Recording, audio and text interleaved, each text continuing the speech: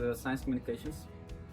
I guess this would be the thing that will apply the most, I guess, because they're very often required to make presentations in scientific perspective, but also presenting to people who are not from the field. So I guess it's a really important skill. Like, people actually don't give it the right value to it, but I guess it's really important, like, to be able to communicate properly to your public, also according to the situation.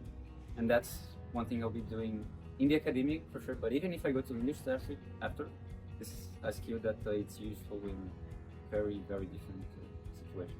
I can apply many things actually. I've learned a lot about AI, ChatGPT, how I can use it and how ethically I can use it, and also how to write papers. And I know a lot now about open science, and now I know what mistakes I have done. So it was very helpful actually, all the sessions, because they were super practical, and that's why I really liked them.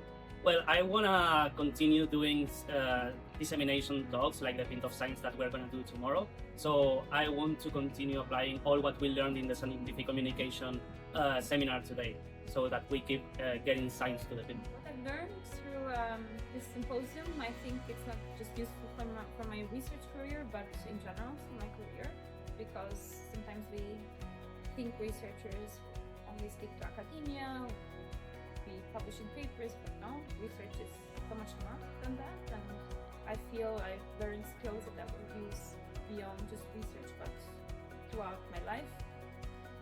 When I talk about that, I mean the mental health training that we had, and strategies to help cope with stress and deadlines. That was one of those examples, but also writing, communicating, all skills that are useful in every aspect of professional, personal, and beyond. In all the different sections, there are like very specific key like takeaways for like each one of us, and I'm gonna try to like implement it in my research, like ranging from the scientific communication, all the different ideas we're getting, and also like talking with my peers, like getting new ideas, also fostering collaboration as well. So like meeting together is always like keep fueling like our research abilities.